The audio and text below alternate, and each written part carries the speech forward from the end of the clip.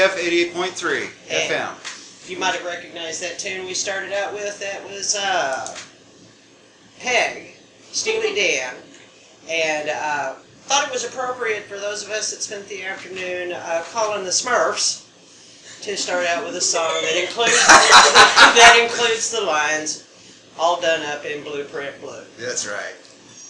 And I'm Chris Nielsen. We have Mel and Caitlin. Oh, hang on. Got a little excited there. Apologize. That'd be Mel, your off-color commentator. And Caitlin. Hello. I'm sorry. Yes, we're a little giddy. There was someone in the studio who didn't know what we were talking about calling the Smurfs today during the Arkansas game. Yeah. Technical difficulties on the broadcast. Yeah, you could say Bubba's all over Arkansas. We're panicking, going, "I'm gonna get a new widescreen TV," and the wife is over on Facebook going, "No, honey, it's happening to everybody." Yeah. I saw a great picture of, was it ESPN, the news desk with the two guys with the blue two faces. blue commentators. That was wonderful. You can't be called a racist if you're blue-faced. Yes, today was actually the day that everybody was blue. Who said that, by the way? A friend of mine on Facebook commented and said, "Well, now we won't be arguing today about black and white because everybody's blue." And I said, "Oh, if it could only be that simple." Oh, see, everyone's going to take it as it was light blue versus dark blue. In this state. Yeah. Today's show is our pre-show for the September 17th Zuccotti Park occupation anniversary. That's right. We're going to have an anniversary occupation at Zuccotti Park. I have confirmed from multiple sources and from multiple occupies that yes, they have a count of over 10,000. Wow. Not a whisper of that on mainstream media. Yes. You know, our anniversary's coming up too, and that was the last time I got arrested. I'm getting a little titchy. I'm telling you guys, someone's going to get arrested with me on our anniversary again. Yeah, I think it's becoming a tradition. Yeah. It has to be. I have to get arrested every year on that date doing the exact same thing. Let's go. Yeah, there you go. She's got a lot more tents now. I do. She does. I have a bunch of tents at my house. I can attest to that. She's got the dome too. On today's show, we've got part of it. Paul and Stephanie Spencer in from Regnat Pop here to announce and update us on what's going to be happening in the coming months. We also have our State of the Occupy, our international and national news, as well as our local. We're going to go ahead and kind of start things off with Paul and getting this all started and warmed up on Regnat Pop. We may have a call-in as well. Still not sure. We may have a call-in with Chief Kessler of the Pennsylvania town that had apparently been overtaken, supposedly, allegedly. Anyway, I'm going to be playing the Rube, trying to learn about Regnat Pop today. So I'm going to ask Paul, what have we done, or what has happened since the legislature started up on their taking up our cause? What's happening now for us? Well, we were very happy when the legislature spared us having the canvass for this, and we were very happy to work with them on this, and they were very cooperative. Now, instead of running the Ethics Amendment for 2014, that freed us up to begin working on something that I believe the Regnat Populace first began in 2011 was the main cause we were going to pick up, which was working against the concept of corporate personhood and money as speech, and looking at some of the Supreme Court's decisions that enabled those things, most notably the Citizens United decision. Yeah, it seemed that you guys have kind of got joined at the hip with Citizens Untied, because they're also helping spread the word about you guys. So that's good news. Right. We've been joined by. It was funny because a couple days after we fell short in 2012 with our signature drive, I got a call from Public Citizen, and we began trying to work out some language that both they and Regnant Populace would be happy with. As time wore on, we were joined by Free Speech for People and Common Cause as well. So between those three organizations, we've taken about 14 months to hammer out the language, but we finally hit upon some language that I think is going to do some real substantive good in working towards this corporate speech, corporate personhood issue. I've got a question now. Did the legislature actually take the issue up? Whatever happened with what they were doing? The legislature referred the amendment over to the people, so you'll be voting on the comprehensive ethics package in November of 2014. Okay. So we'll be working towards campaigning for that, helping those folks out, and working towards this end as well. So, but that's been referred by both houses, and it was referred out, and we're good to go on that. Just got to get the voters to vote for it. Well, it's good to hear that you guys have managed to actually start getting a shot at collectively collaborating on good legislation, which is, I mean, to have that's like, okay, that's better than collective bargaining when you have multiple groups coming in. It's like, we know some rules here and some other tricks of the trade that can actually work. And the fact that you guys are actually collaborating to hammer out the best language, that's some pretty heavy duty stuff. I mean, generally corporations have to spend a lot of money on think tanks just to do that, like ALEC, Well, a lot of folks tried to get involved that we didn't necessarily want involved in working with the legislature. But at the end of the day, I was very proud to have worked with our partners in the House of Representatives and in the Senate. I think that there's still some people that are doubters, but are you sure that you guys can be able to actually handle the blowback campaigning from the big money come election time? Are you referring to the ethics amendment? Ethics amendment, yeah. Yeah, I believe so. Better Ethics Now is still beside us. That was the organization, that was our sister group. It was the bipartisan ballot question committee that Brent Bumpers, son of Senator Dale Bumpers, that he helped orchestrate. So we're going to be working with them and members of the legislature to see that through. So I think we'll be okay. I don't anticipate any large problems with that. Most of the problems I think we kind of addressed on the front end. So I'm not looking forward to too much blowback from that. So no heavy rebuttal for any of the smear campaign one would actually anticipate on, say, this is just Arkansas. Yeah. Americans for their prosperity. Yeah. No, I don't really think so. This is kind of, it was funny because when we came out of Occupy and started Regnant Populace, it was funny to see how much momentum that all the different elements from the original Occupy movement went in different directions and really affected serious change.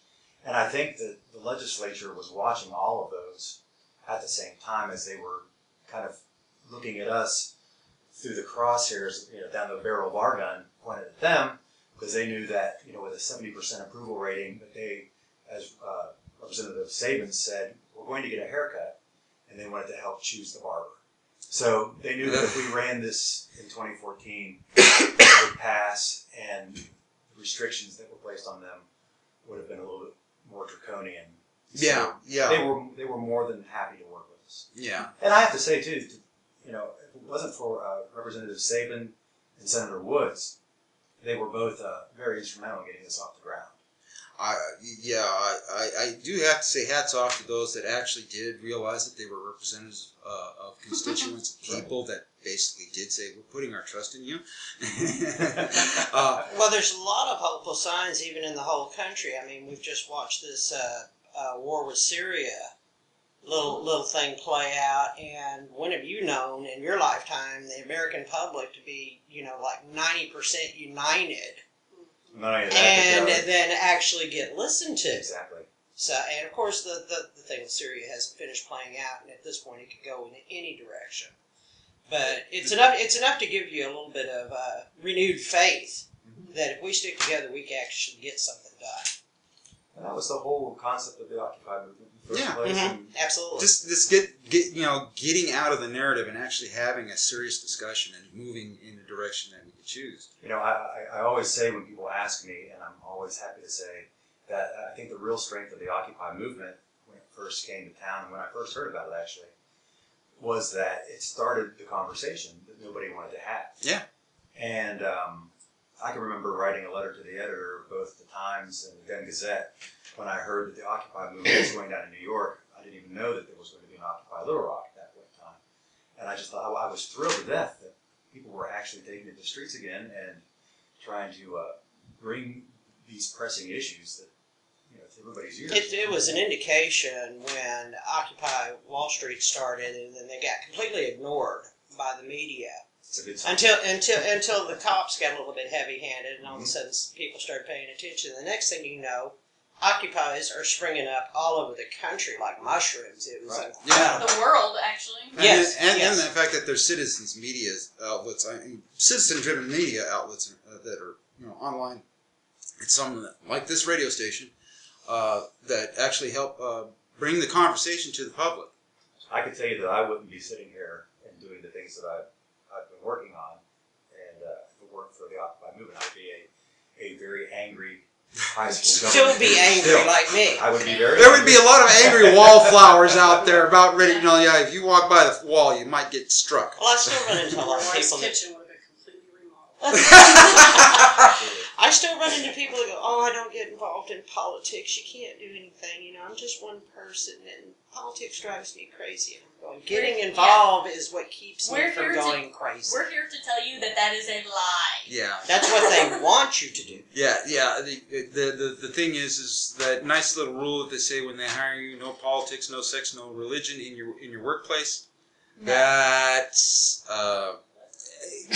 there should be some There are guidelines. some reasonable limits on There should be some- speech. I mean, yeah. if you're working the drive-thru at Wendy's, you can't go, "Well, what do you blah blah blah blah want tonight from me?" Yeah. You get there is norms, but Yeah. you can't tell people that they can't discuss politics completely at work. It's just ridiculous.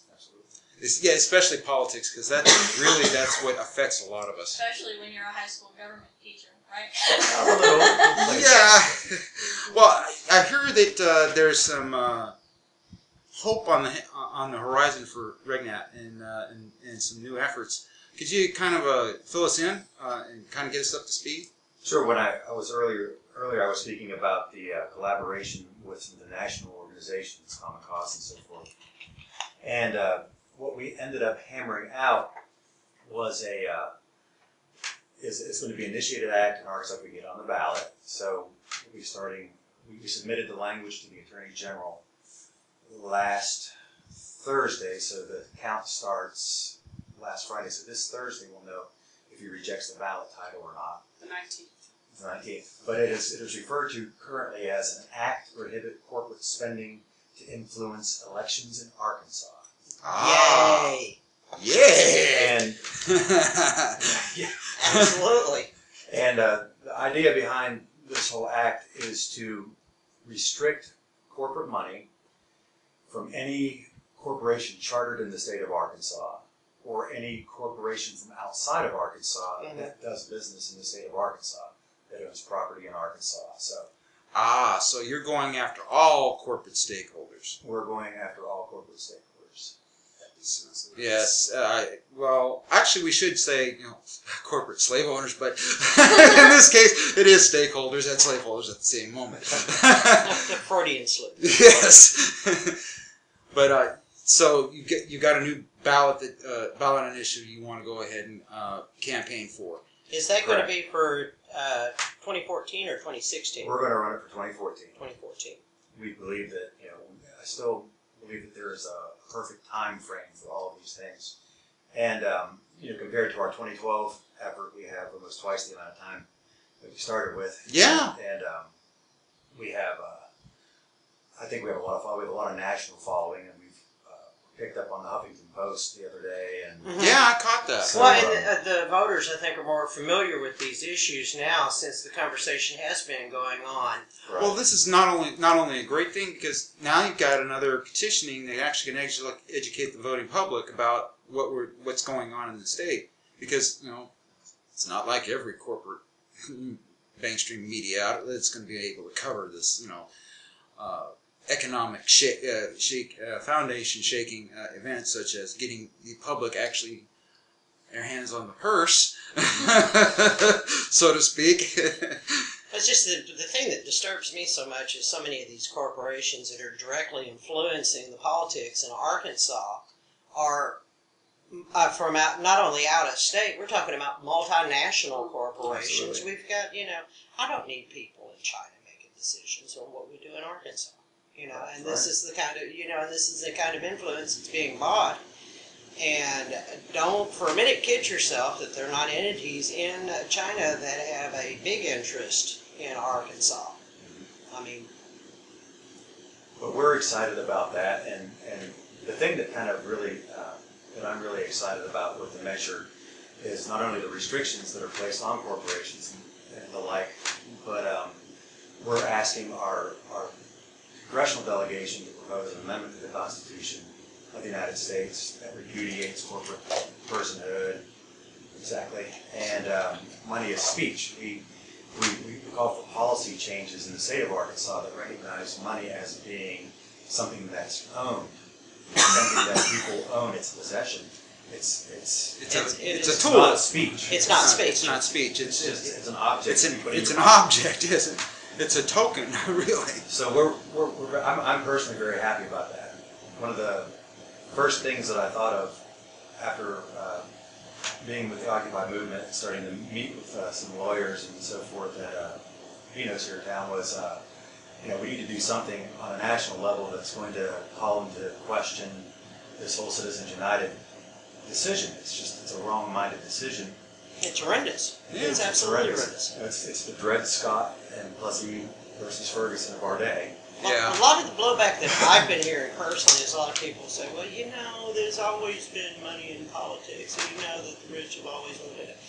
But what we're seeing in our time is it is so far out of balance. It's just that our governments, both on the state and local level and all the way up to the White House itself, are being just willy-nilly purchased.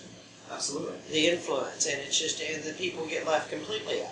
Absolutely. And that is not at all what this nation was based That's on. not how it's supposed to function, because, well, it's getting people involved again. I seem to remember the Decade of Love, even though they say it's Summer of Love back in '68 or whatever it was. I'm sorry, but the Decade of Love of the '70s was basically the love movement. It was not a sexual revolution by any means. It was basically an enlightenment of actually getting people to actually love each other so they would actually stop a war. Right. But you won't hear that from certain approved texts. Although Yes. Caitlin tells us she is already seeing in her textbooks at school the Occupy movement being mentioned. Yeah, it's my national government book was actually written in 2013, and there's Occupy Little Rock, or not Occupy Little Rock, Occupy Wall Street is all over it, and it was wonderful to write a paper about Occupy Wall Street. Because I got like a really high grade on it, because I identified stuff that no one else had. A picture of your tattoo. I did not show the picture of my tattoo, no.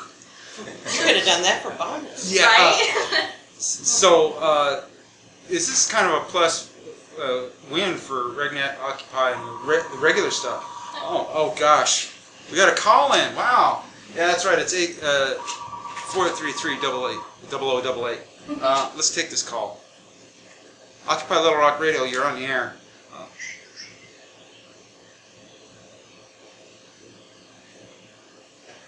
Chuck saying hi to y'all. Thanks, Chuck. That was one of our supporters, Chuck Pugh, calling in to, he's our cheerleader. Hey, Chuck. Hey, How you Chuck. doing? Yeah. Where was I? No, I don't know, we're getting a little off. Yeah. No, I have a question. Yeah. Are you expecting any, I know you were talking about the one we're going to see in 2014 that the legislature took on, but are you expecting any opposition to this new one, and if so, in what form are you expecting it? Yes, that kind of goes without saying. I'm very comfortable being partnered with the people that we are partnered with, because they've had to deal with these same objections that we'll be hearing here in Arkansas. You know, similar measures were passed in 16 other states across the country, and if we can get this through here, maybe obviously the 17th, but I expect that there will be a great deal of opposition, and right now too, you know, the language of this is just being made public for the first time. So I think there are going to be a lot of people who need to really look at the language firstly, to really understand what this measure does. And we've gotten concerns already that it would hurt nonprofits and so forth. And you know, there's going to be some give and take with that. When we ran our 2012 measure, we didn't have union support until the very, very end, because the organized labor was concerned that you'd be taking away their ability to contribute money as well. Well, yeah, but it also that same union money was actually having to dip into the pension, the administrative costs of running a union. And the thing is when you have to spend more and more towards free speech, sure, you know, that hurts the whole group. Well, and the thing is too that you can never, you know, organized labor in Arkansas could never outspend corporate America in Arkansas. Not only so that, that's actually leveling the playing field. The difference between the union and a corporation is a union is actually made up of members that will go out and hold a sign up. Right, exactly. You've got many ways that you can support a campaign or whatever besides just ball of money. Right. And the more active that the actual, you know, constituents are in their elections, the healthier our elections will be. Right, and I'm anticipating their support on this nationally. At first, when a public citizen was opposed to the Citizens United ruling, they had gone against. They were in favor of the Citizens United. Okay. But later on, National AFL-CIO has joined in with public citizens opposing the Citizens United ruling. So I would imagine that they take cues from the national organization that here in Arkansas. It kind of looks like the face of labor in America is kind of changing too, because we've got your traditional unions that we've always known, like the AFL-CIO. But also we've got coming up what looks like really strongly is the more, I guess you would call it wildcat type of strikes going on, like the Our Walmart movement that, as far as I know, is not really attached to any of the old unions that we know of. These are just people that are fed up. Well, plus the unions just announced this week they were going to open their doors to everybody. Well, we're moving so much to it since we've killed off so much of our industry and our manufacturing. We're moving to such a service industry. It tickles me to death to see the fast food workers go, okay, we're not serving lunch today. Yeah. And because these are not just bridge jobs anymore for teenagers, you know, trying to do something after school. There's a lot of people that have been forced out of good jobs. Yeah, into minimum wage jobs. I have friends who have graduated college with bachelor's or master's degrees. Even I know someone with a doctorate working in the fast food industry because they can't find a job. I got a friend of mine up in Seattle that, you know, he's got a law degree and he's, you know, swamping bathrooms at a fish processing company. You know, what in the world did you go to college for if you're going to keep getting knocked down into something that you can't even begin to pay off the college loans with, much less raise a family on? I have to warn our listeners, this conversation is not a new one. It actually was brought up back in the 80s during Reagan's administration. I could not turn... I wonder what would have brought it up then. Yeah. Back then, though, the conversation was much more, let's just say, less about... It was a heated conversation, but at least they weren't throwing around the kind of epithets that we were hearing from Fox News and others. Well, it's been about a 40-year effort to just absolutely demonize organized labor, and I'm not going to try to tell anybody that there's absolutely no problem with labor unions as we know them. But don't throw the baby out with the bathwater. Labor needs a voice. Yeah, I grew up in northeastern Ohio near Pittsburgh, and we had United Mine Workers and AFL-CIO. And UAW. Absolutely, and that was one of the core components of our entire culture up there. Oh yeah. And it was funny because Steph and I always talk about this. When we moved to Arkansas 15 years ago, when I saw my benefits package that I got from being an instructor here in Little Rock, we were kind of That's amazed. a kind way to put Well, it. because I used to have the same benefits as the steel workers of the upper Ohio. Yes, we had I great, didn't realize you had to pay co-pays when you went to the hospital. Right, Until we we had came such- back here. Yeah. magnificent benefits up there because the hard-won fights that labor fought, Oh, yeah. and everybody shared in those, and And- you and take it for actually- granted. Labor has been, for at least the past 25, 30 years, been making concessions to go ahead and cooperate with management, and their only reward has been to be even more demonized. Oh, yeah. That a lot. We should explain to some of the listeners that aren't in the know.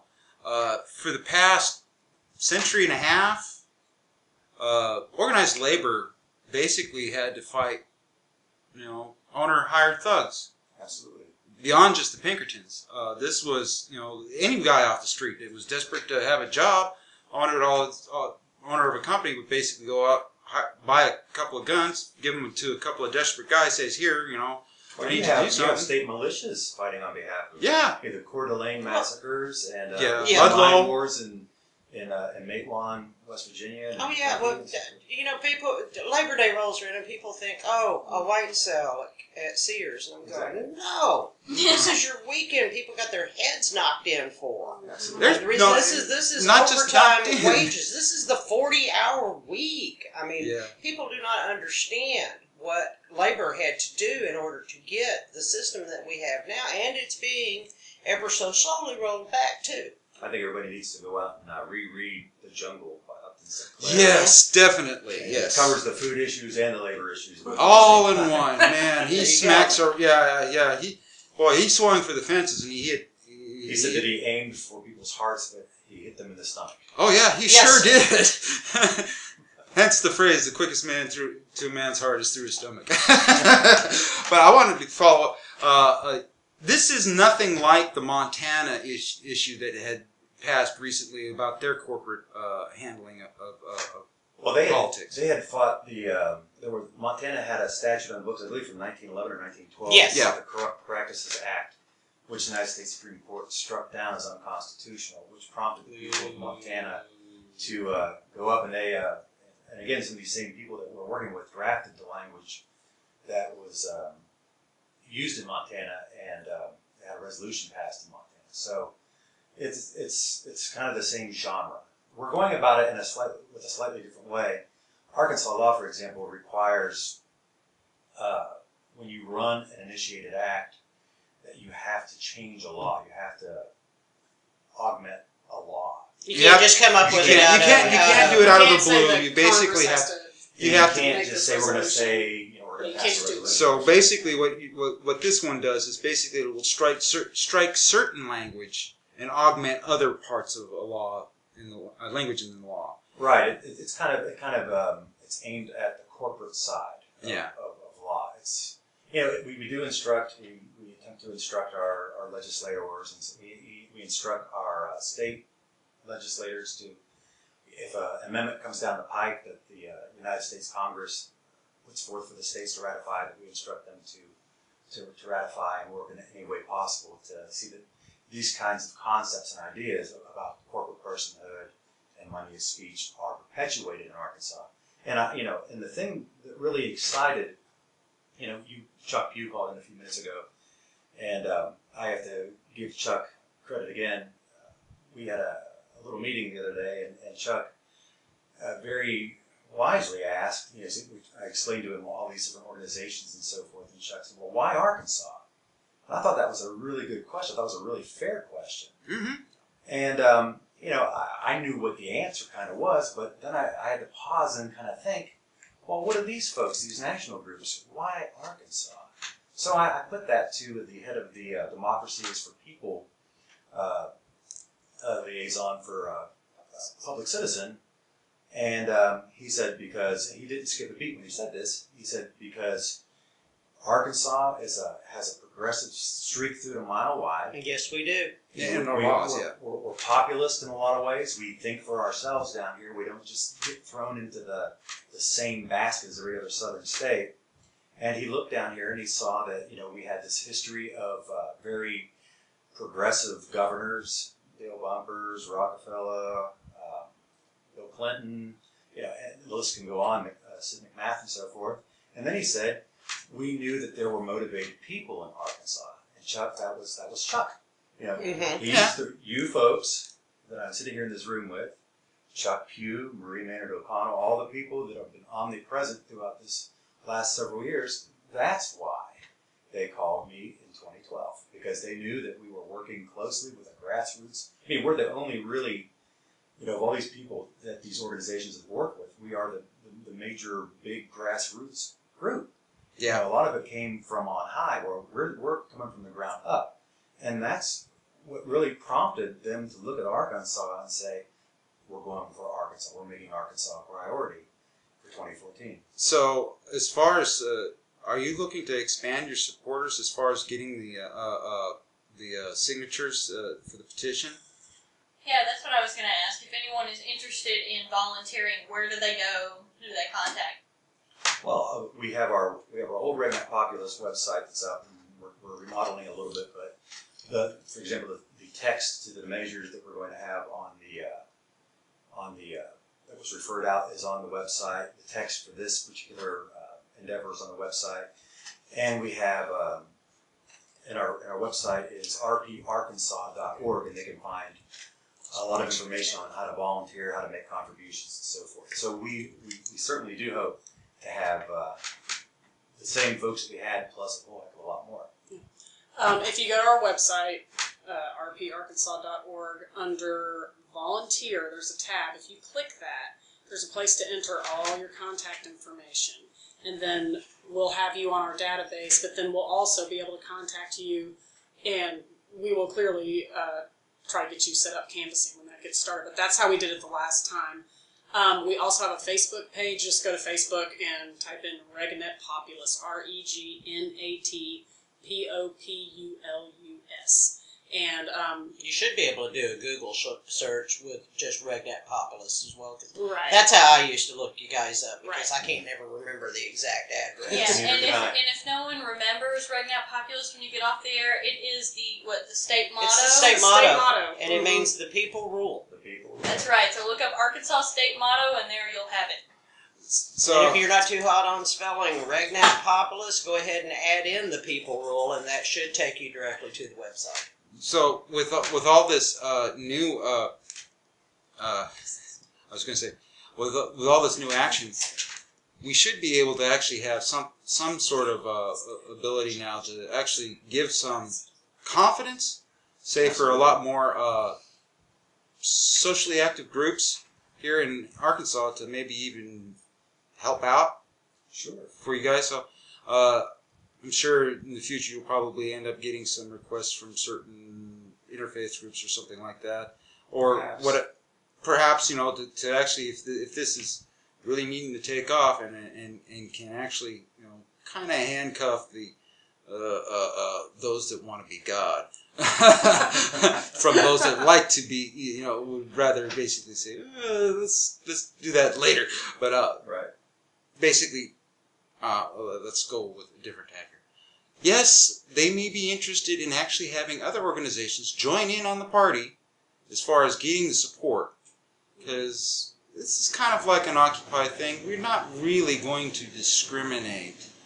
People of goodwill who want to see a change. Absolutely. Yeah. And this is about the community. If you're interested in getting, the big guys from running our government and starting to have the people represented for a change, this is the way to do it, and get involved by all means. Absolutely. Okay, we're going to go ahead and give a quick break here. I'm going to see if I can call up another song here, so because we do need We'll to take a be break. back with State of Occupy, our national, international news, and local news. This is Occupy Little Rock Radio, KABF 88.3 FM. Our number is 501-485-5600. 433-0088. And we're here with Paul and Stephanie Spencer. And we're kind of doing a pre-celebration of September 17th. This is kind of an unofficial Occupy since we actually have met our quorum. Right, I noticed that. All right. But we're going to go ahead and kind of rattle this off, and we're just going to start off with local stuff. I have one final question for Paul and Stephanie first, if that's Okay. all right. I wanted to ask about the new way that I've heard of states to address the Supreme Court's Citizens United ruling. Yes, that's a very good question. What we ultimately decided to do is to make a corporation's charter. If a corporation wants to maintain its charter in the state of Arkansas, it has to abide by these restrictions on corporate spending. So, if it's their charters, that's how corporations are birthed. The state gives a corporation a charter. The state, I always like to explain it the way my co-chair David Couch explained it, is that the state births corporations. And I like to take that one step further by saying that you and I, all the people in the state, we are the state. So we, in essence, give birth to these corporations, and we allow them to exist in the state. You're saying we brought you into this world, and we can take you out. It's the same thing that every parent has told their children. Absolutely. Yeah. So, their compliance with the restrictions that are placed on corporate spending puts their limited liability protections under the state at jeopardy if they don't follow the rules. Ah, so they're not completely free of the public revocation authorization, which was passed back in 1793, I think it was. It was. If this law is passed. Yeah. And what happens if you get, how many states do you need to make the same change before we can do anything on a national scale? Well, if I'm not mistaken, in order to have a constitutional amendment become part of the Constitution, you need 3/4 of the states. My wife tells me it's 37.5. 37.5 states have to ratify a constitutional amendment. Now, there are several congressmen, Senator Udall, McGovern, Sanders, and several others have already proposed amendments to the United States Congress that would take actions to address the damage that was wrought by Citizens United. But of course, you have to have a lot of people signed on. Yeah. To that. And with this Congress we've got right now, that's a heavy, heavy lift. Yeah, considering that there's roughly nearly 2/3 that are running under financial sponsorship. Right. They're the same senatorial class that ancient Rome had, the senatorial class. Oh, yes, the pretty boys. Reason. But I was going to add to that I seem to remember that we still have a couple of amendments that have yet been ratified. The ERA and I believe the 16th Amendment. So that was actually brought to my attention. Somebody actually told me that the 16th Amendment was never ratified, and I'm like, huh? Well, Mississippi from my understanding, just ratified the 13th Amendment. Yeah. So we're having a hard time at this, folks. But there's more than one way to skin a cat, and we're kind of hoping that we can that this tack works, and there's always there's other ways you can go about doing this. I'm not too worried about how we get there as long as we get there. I think it's the best thing. If we can convince the Supreme Court maybe to change their mind on this, I think I think time might be approaching that, once you make some of the bonehead calls that the Supreme Court has made in the last 4 years, they're going to have to start doing something or people are going to be after them with pitchforks and torches. So. And, with that note. And people are starting to pay attention and starting to speak up. I mean, it's not, don't let anybody tell you you're just one person, you can't do anything, because that is exactly what they're trying to educate you to feel. It's learned helplessness, and it's BS. We're Americans. Yeah. We can make a difference. The 50th anniversary of Dr. King. Yeah. Yes, we can make a difference. And Civil Rights Act. It might not happen overnight. That's okay. But we keep working. we will get where we need to be. Yep. Absolutely.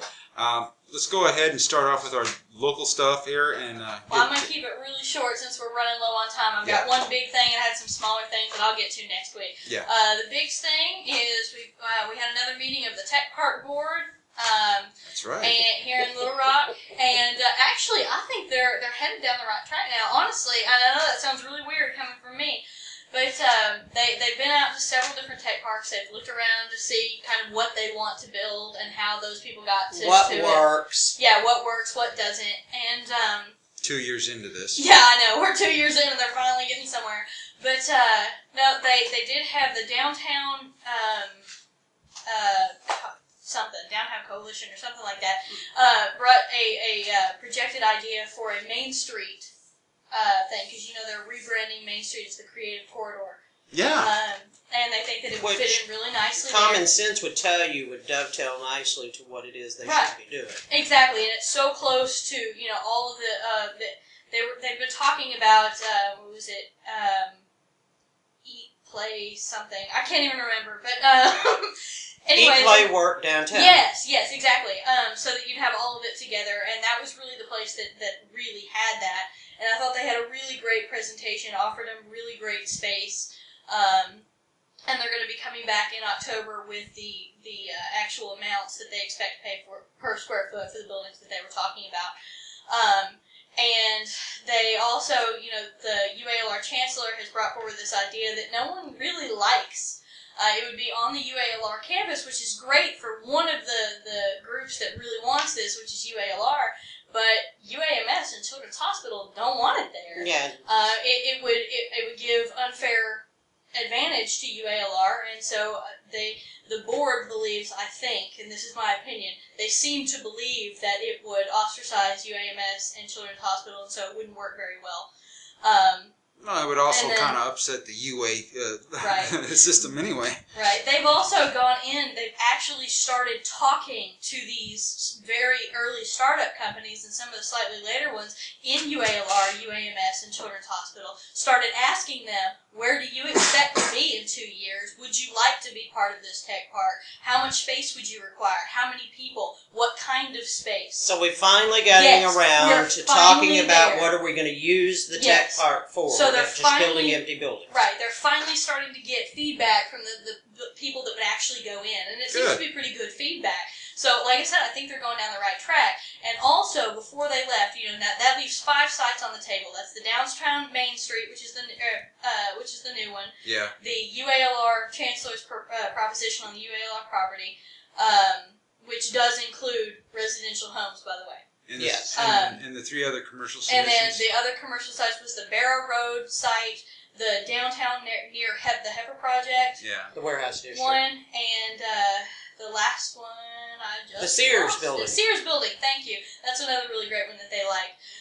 They decided to go ahead and take Barrow and the downtown Heifer, near Heifer, off the list. Those are off the list. They do not seem to, so now there's only 3. There's the Chancellor's, the Main Street, and the Sears building. They don't seem to like the Chancellor's. I think that they're going to take it off the table in October. The only reason it's still on the table for October is because they promised him until October to present this new site in its entirety. And that would, being that they're going to have to do eminent domain, that would bring the We Shall Not Be Moved people back into the discussion. And I think that they have learned that when we get mad, so does the rest of the public of Little Rock. So the public is not crazy about eminent domain. No, they're not, and I think we made enough of a stink last time that they're gonna. I think that they're gonna try and avoid it. I mean, we can always be wrong, but we're ready to fight if we're wrong. So the way they're headed right now seems to be in a good direction, and I'm relatively pleased. I'm kind of just as a citizen commenting, I would think that the downtown side on Main Street would be a perfect fit. The only reason that the Main Street is not perfect is because it's 8 minutes from UALR. But the city, the downtown group has already made contact with the city about including transit to and from that building, from UALR, UAMS, and UALR already got a shuttle system in place. And the Sears building would be great too, because there's a lot of stuff in that section of university. And there's already transit there. Right, there's already transit there, and so they've got 2 good sites, I think. Yeah, the Sears building being where it's located, it would be pretty much smack dab in the middle of all parties involved. When you're talking about children's, UAMS, and UALR. Right. That's great in between. But the downtown site has is more going to to offer. be, it's going to be what pulls in the entrepreneurs. Exactly. It's got more to offer on a day-to-day basis other than transit. And it also would help towards the project of revitalizing our downtown. Exactly. And so they said that what their goal is for next meeting is to get down to 2 sites, I believe.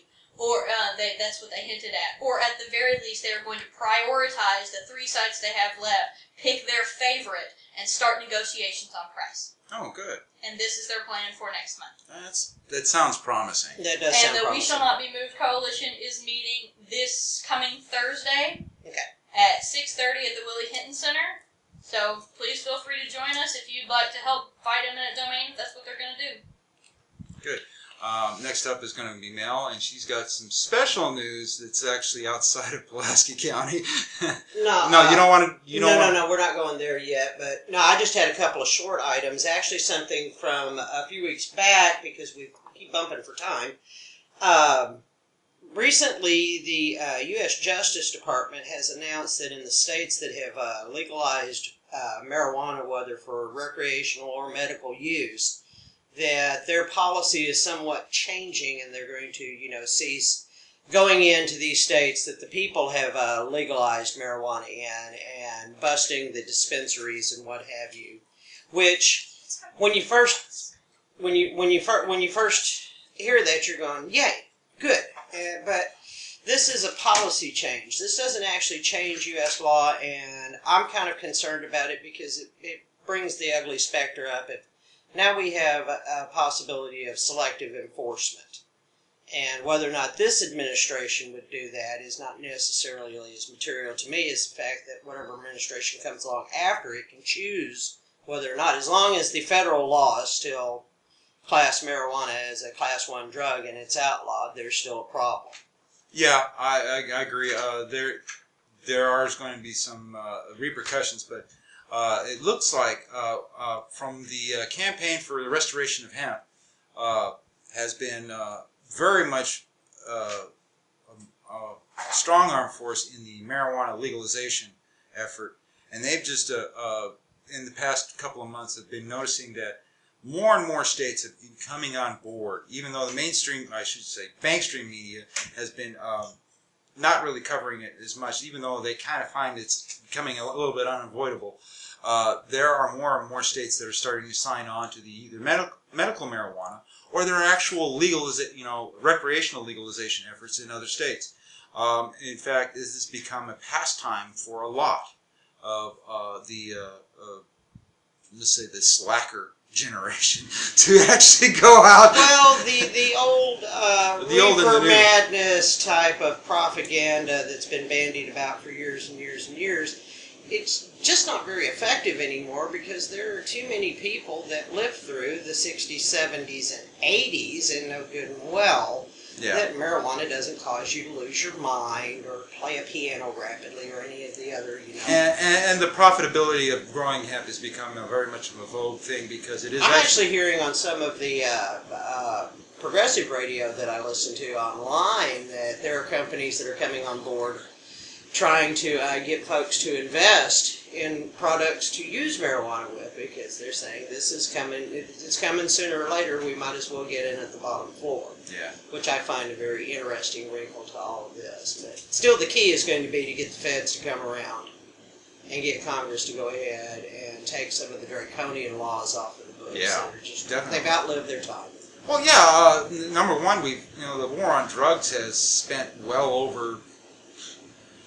The last restoration numbers that I got were somewhere around north of $12 billion in a decade, and nothing really has changed. We have an expanded drug war going on. I mean, actually a turf war, killing war down there south of the border. we have an overtaxed customs if the agency. U.S. would legalize pot and just get it over with, they'd take a whole lot of the teeth out of the whole mess going on in Mexico. Yeah, it would. In fact, the legalization efforts outside of our country, as far as marijuana is concerned, has gotten big. Just think of how much tax revenue it would add. Oh boy, yes, you know. I mean, we still pay taxes on wheat, folks. So. Well, I mean, right now, if you do something illegal, you're paying in fines, like for pot. Yeah, that's what you're doing. that's a tax. Well, the laws are so draconian that we're putting a lot of people in prison that have no business being. Well, you know, we're spending that money to keep them in prison when it's ridiculous. And on top of that, it's actually making it a more dangerous drug because it's not regulated.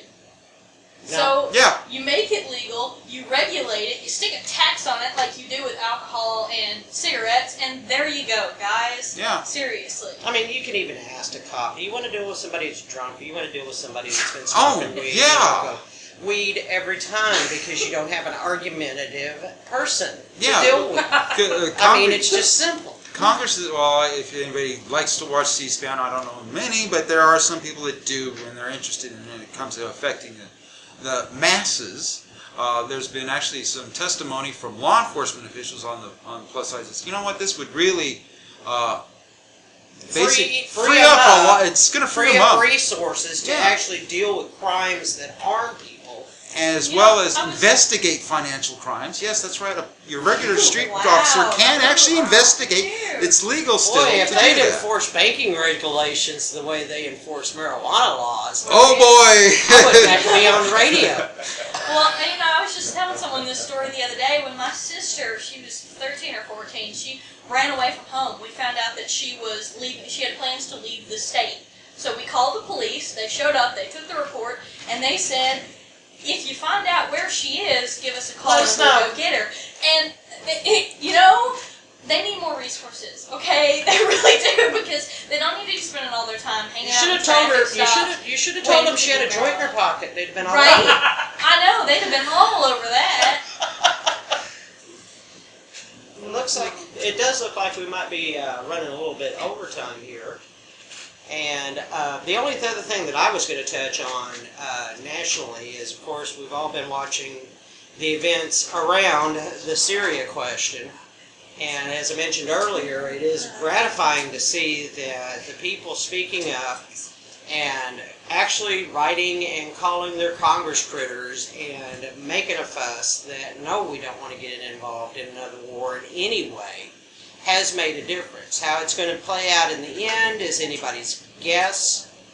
And my personal take is I think that Kerry kind of accidentally backed into what's becoming a solution right now. At least it has slowed down all the talk about going in and immediately bombing Syria. Whether or not, I don't trust Putin or Assad. And I am somewhat worried that eventually, when you're talking about the chemical weapons being turned over to an international body, that's us. We're the ones that's going to be doing the work, I suspect, and that is going to mean, in one form, we are going to have boots on the ground. But if it can be something that would actually help end the threat of chemical weapons, even in the small way, I'm not nearly as opposed to that as I am just willy-nilly bombing. Yeah, but see, I don't trust us with the chemical weapons either. Well, we've got a lot larger stockpile, even though we've been destroying our own. We've still got a lot larger stockpile than Syria ever dreamed of having. Still at the arsenal? Not here. I think we finished with what we had here. If you notice, they took down the, CSEP signs and everything, and that was what that was for, is in case it got away from them, because we're talking about some pretty nasty, substances to be dealt with. Absolutely. If you've done any kind of reading on the subject whatsoever, it's horrifying. It's absolutely horrifying, and just imagine that there's countries around the world that have these stockpiles. It's depressing. It's having seen some of those folks up in some of the Kurds that were gassed by Saddam Hussein, and even going back to the types of gases they used in the First World War. Oh yeah. Yes. And suffer like that. And I am not totally sold on the idea. And now it is possible that our government has evidence that we don't know about, that Assad was actually the one that used the chemical weapons. There's so many players on both sides of questionable origin. And we actually do know that some of the groups that have been fighting on the quote-unquote rebel side actually have used chemical weapons in a small-scale way in this conflict that's going on right now. But I just have to think back to that crazy cult in Japan that did the sarin attack on the subways. You don't necessarily have to have rockets to deliver this stuff. These guys got on the subway with plastic bags and hit them with a pointed stick and got off the train and let everybody else get gas. That's one really large, memorable example. I remember a local cult in north central Oregon that had decided to take over town politics, and they were actually using some bugs, food poisoning, to actually affect an election. They actually went and poisoned the restaurant's food. So it's like, it takes all kinds of people. But I was going to say that. That being said, the fact that we're getting awareness over chemical weapons, and the fact that the Chemical Weapons Treaty of 1993, as well as the Geneva Conventions on Chemical Weapons back prior to World War II, are actually starting to be considered and honored. And this is actually going to get a lot of the ones that have actually been stockpiling over the decades that weren't involved in those first chemical weapons limitations treaties, arms limitation treaties, as well as the 93 one. I do believe Israel did bow out on that one. They may want to try and consider getting in on that deal. Well, the unfortunate thing is that you have to have something like this before people remember that those things are out. It'd be nice if we kind of govern these things a little bit more judiciously instead of waiting for it to come to a head like it did. So, I hate to jam a tire iron into this conversation, but we need to at least explain ourselves why we're running long to our new listeners. Bedazzled hasn't seemed to make it to Bedazzled Souls show. It seems to be running a little bit late. So we're running a little long here, so that we can keep you guys at least occupied enough to actually wait for the soul to come. You probably could go ahead then with your State of Occupy. That's right. Well, I've been kind of sitting on this news for a while now, for about a couple of weeks. It's kind of big news in a lot of circles. The ACLU, which is a very big and very I've heard of them. Yeah, has gone to court and challenged the NSA domestic spying practices and apparatus. And all of a sudden, this was a couple of weeks ago, maybe 3 weeks ago now, FISA issued a ruling very quietly that the NSA was actually committing unconstitutional acts, criminal acts, on a massive scale.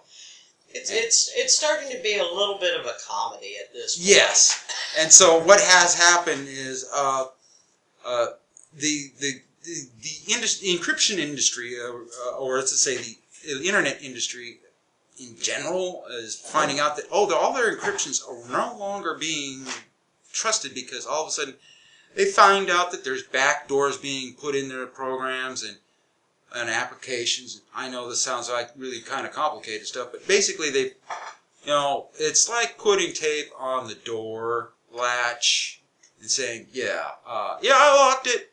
No, I haven't. Yeah, we find out that we actually have, we have a 24/7 privacy, and it looks like that most of us are still starting to learn our ability to actually act publicly while we're in our waking hours. Well, it helps if you stayed in a tent downtown in a parking lot for a while. Well, yes. Any public space. I have found that really helped me sleep through a lot at night. Yeah. Being so close to the interstate. Just lulls you to sleep. Yeah. Because after 10 p.m., actually, the guys quit going by that like to lean out the window and yell, "Get a job!" Or scream incoherently. Well, except those few times that we had people throw fireworks into the camp in the middle of the night. Well, but the thing is it's starting to catch on that, you know what, folks? We do have some people that do love us so dearly that they would literally violate and stalk us on a moment by moment basis here. So the on the other hand, though, the thing that we heard more often than, fireworks being thrown in the camp or people harassing us and yelling at us to get a job People is you get to depend on that every 2 or 3 hours. There'd be a trucker go by honking at us, the thumbs up. Yeah. Or I mean, even just regular cars honking, cheering out the window. We got that a lot. Well, there's also another big thing. I don't know if this is news to some of us, but it's not news to me, but it actually is kind of great news that it's actually come back. There was at one point a common knowledge amongst the very much of the know people about banking about the $150 trillion hidden slush fund that the U.S. is actually holding on to. Yes, I did say trillion. $150 trillion. You're not saying that we've got a slush fund and we're actually running a deficit at the same time. That seems odd. Yes, doesn't it? Actually, this the amount hasn't changed since 2000. Apparently, it did get outed before Bill Clinton left office, and the other one got installed. That bug got installed. We're actually spending quite the pretty penny to keep aircraft carriers in the Mediterranean right now. Yes, it's a serious situation. Yeah. But we can't afford to send Nana her Meals on Wheels. We can't even, we can't afford to feed, well, let's see, the figure's a little bit rough here, but about 2 million in Georgia are about to completely have no food stamps. We can't afford to fill Nana. We're about to feel that in Arkansas, too. A lot of people being dropped from the programs are having their amount dropped. They're dropping everyone on the SNAP program in Georgia, so that's insane. Yeah. Well, when you tick off about 50 million hungry people, there's going to be some It might be an issue. It could be an issue. But that $150 trillion hidden slush fund, actually, there was at one point, we had known that there was a hidden slush fund way back in the early 90s during Bush 1. Do you know where we can find information on this? I believe Cryptome has been holding on to the information. They've been complaining about it for the past decade since I've found Cryptome.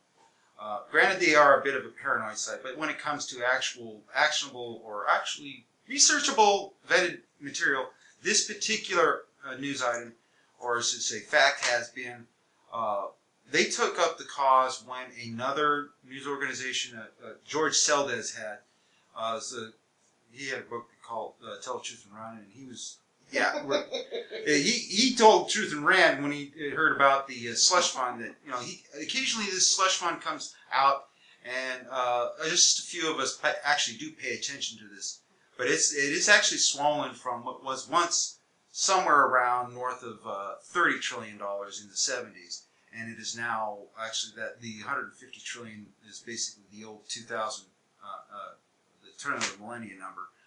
We have yet to find out the actual increase on that 150 trillion. But it has gotten so huge, and it's actually taking money out of the global economy. This is not just a national economy. This is defense trading on a if you thought NSA was bad enough, the ones that were getting the information were trading. There's we have a $150 trillion insider trading fund. And we're wondering why we can't pay our bills. And they're going, oh no, there's no problem. We got plenty of money for I'm bombs. wondering why the stock market is going through the ceiling. Yeah. And, but this is not trickling down, nor has it ever trickled down. In fact, wages are still so flat. That's because we've been blatantly lied to. Yeah. That's why. I'm going to wrap this up. I'm shocked. Trickle down doesn't work. I'm going to wrap this up with some important dates, and then we're going to switch over to Radio Bilingue because we've got some antsy pants here. One thing on what you said so far before we move on: September 17th, reoccupation. Don't watch your news stations; they won't show it. Watch Facebook, YouTube. Search there. Go to OWS.com. That's right. We've got a lot of the Occupy has gotten .coms now. I believe LA has gotten their .com. We're about to have one for us, by the way. Yes, we're about to have our. We're going to start really bringing back the news and actually recording it citizens media outlets everywhere. That's right. So you can check our site. You can check Occupy Wall Street. Awakening Radio, which is on Intune. That's right. There's a whole bunch of whole new Occupy webcast podcasts. Look for it. You're going to be seeing if global live stream is still going. If it doesn't go down after this, anniversary. So yeah, sometimes it does. It does when you get a lot of viewers. But this it's occupation, almost enough to make you believe they're messing with you. yeah. But this occupation will be televised. Yes, Oh, or at least webcast. Yes, September 17th, folks. That's Tuesday. They actually have a program. They've got everything, organized events. That's Zuccotti Park. It's going to be starting at 8 a.m. and it'll last till 10 p.m. They have official, time slots and everything. You can go to events and whatnot. Hashtag Occupy Wall Street, September 17th. Bring a tent. That's right. All right. And bring things to share, because if you have information, please share it, because we really do need to have people in the know. That's one of the powers of the Occupy movement, is the network that it's created of people That's right. that want to work. They want to work towards a better future for our country, for our world, and the communications that we've got set up now is why we're able to continue this work. I had no idea it was starting out that I would ever be this well networked. I mean, around the world. Globally, networked. yes. Yes. This isn't, yeah.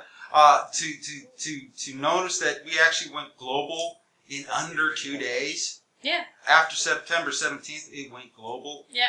It was like, wow.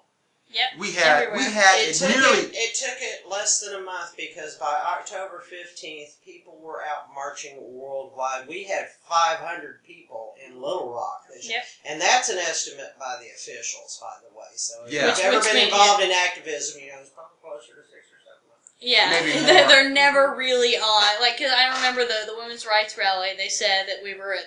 Some news outlets said we were at 100. Some said we were at 600. Yeah, it was. You never know. The National Park Service always, estimates a fraction of people. Well, that we actually show up. had someone take a picture from at the top of the steps during that rally, and at the height of that rally, we count almost 1,000 heads, even though the media outlets all said the highest number of the media outlets was 600. Yeah. They will say they will always undercount. I mean, even when it comes to tragedies, folks, they do undercount. But I'm going to move on here because we need to really wrap this up. Yep. There's some important dates that will be coming up in October and November. 3 dates in general. 3 dates that you should remember. October 15th. Remember Don't that. forget October 5th. And October 5th. is Little Rock Pride. That's Yep. right. That's right. We got 4 days. Yes. Remember October Yay. Pride. October 5th. If you can, make it.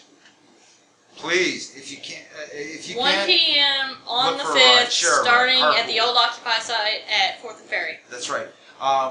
We encourage carpooling and ride sharing. Please, if you can't drive there, if you can't bus there, ask for a lift. There may be someone that's in your area that can actually bring you in. Hey, the Pride Parade's going to be cool, and we got to make it really. Let's shake the ground. We're gonna with make this it one. Little Rock. We're known for civil rights here. Let's continue. Yeah, I mean, I think we got to believe in the LGBT rights that are actually being violated in Russia, and I think Little Rock has probably got to do something about that. Yes. Pipe in. October 15th and October 19th, 2 big days in the same week, and those are October 15th is. The Global March Day. That's right. For Occupy. And October 19th is, I believe, another red letter day. I can't remember now exactly what it is. You're forgetting October 21st, too. Well, that's our own anniversary. Yeah, it's our own anniversary, but someone's got to get arrested with me. I don't want to go alone. Okay. That's right. Yes. Don't let your partners be alone about this. Don't let your friends go alone on this. Come in and help them out. It's just a ticket. Don't worry about it. It's not it's technically not a ticket. It was an immediate arrest and release. Yes, you will have an arrest record. It was technically a ticket, but it's a higher charge because it was also technically an arrest. Yes, and then as soon as it reaches the clerk's office, they will actually disregard it. Yeah, they'll let you go. It's all right. Well, and or anyway. you end up in lawnmower court. Yeah, that's where I went. Lawnmower court. Yeah, I should let you guys know, this is Labor Month. Not just Labor Day when it started off. This is Labor Month because of the fast food worker strike, as well as the continuing strikes outside the state by Walmart workers and the incredible, monumental effort these people are putting forth to actually do this, to actually get themselves recognized. Not just the ACLU and the SEIU, not just the ILLW. There are a lot of people that want to see these Walmart workers and these fast food workers get organized and actually get paid. That's right. I mean, these people are actually turning these jobs into careers, and they don't need to. But if they're going to, they at least have a chance to be paid decent wages. Well, it's wages. also even if you don't work at Walmart, it affects you. Because Walmart actually pays such low wages that we end up picking up the tab for people's food stamps. I believe the average Walmart will cost the taxpayers in the area $200,000 a year. Yes. In taxes, and that's to pay for the food stamps of the people who work there. Food stamps and all of the welfare programs. Not to mention all the breaks that they get from the local governments for actually putting the Walmart in. I mean, it's coming out of your pocket, people. And here's a short. The price you see when you go in there, there's a lot of hidden costs that's coming out. Back in. Oh yeah.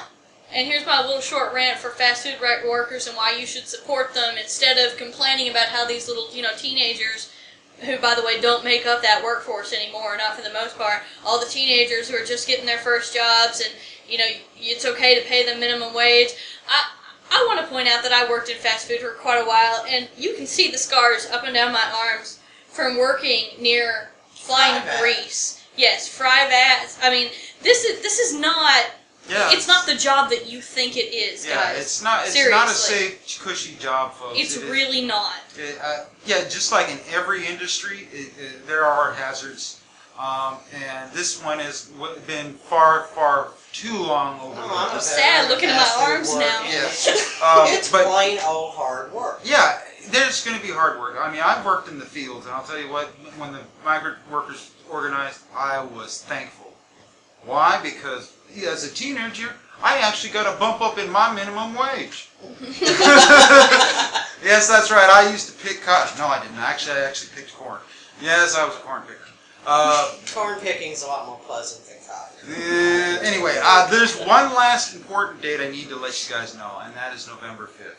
That's right. Yes. The Million Mask March. That and was it's not just Guy Fawkes Day in Great Britain. It's going to be Guy Fawkes Day. This is going to be actually, there's going to be a lot more than, it's not just going to be in the U.S., it's not going to be in the UK, it's going to be in France, Germany, all across the globe. Are they including Bank Transfer Day in that as well this year? I believe they want to, they are promoting the Bank Transfer Day on November 5th.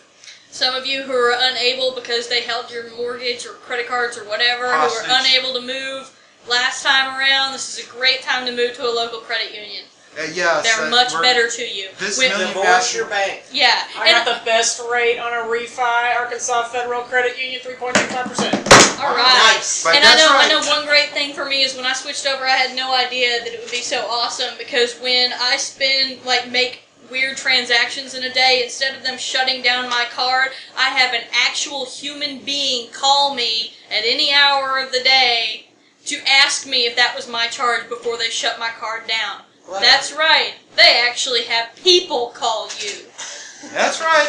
That's right. They actually hire people. They actually have an actual customer service, not a consumer service or some strange member services, actually. Yeah, but you remember when all the banks told us that, let's go over to these debit cards, and it'll be so much easier, and every time you turn around, they want to charge you money. Yeah. To get to your money. The credit unions are actually trying to get rid of that $50 penalty every time you make a debit purchase because you know what, that is actually That's one great thing about my credit union too, is those charges are lower. So, November 5th, remember the 5th of November, folks. This is not just Anonymous, this is not just Occupy, this is not just labor, civil rights, this is human movement to functioning society. This is Occupy Little Rock Radio. I'm Chris Nielsen. We've got Paul Spencer, Caitlin. We want to be sure and thank Paul and Stephanie for all the hard work they've been doing on the guys are Regnapolis awesome. project. Yeah. Thank you. We're going to go ahead and switch over to Radio Bilingue. Hopefully the next radio DJ, I should say, or radio host will be able to make it. We'll be able to move in and actually give you a nice, pleasant experience. But we're going to go ahead and transfer over to Radio Bilingue. We'll see you next week, guys. Solidarity.